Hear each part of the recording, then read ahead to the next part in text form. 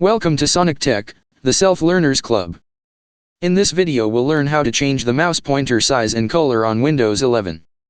First, open Windows 11 settings.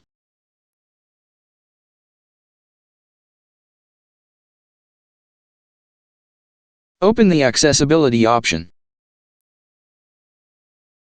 Then, choose the mouse pointer and touch option. First, choose the mouse style, white, black, inverted, or custom.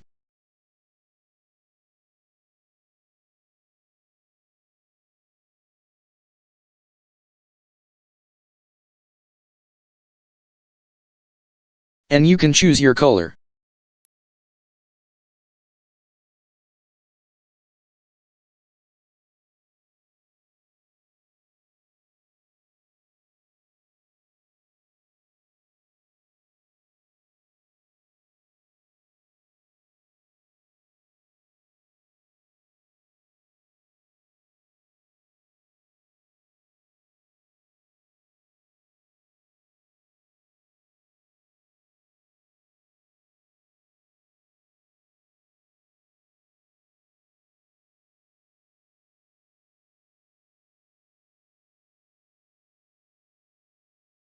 Finally, change the size of the mouse pointer.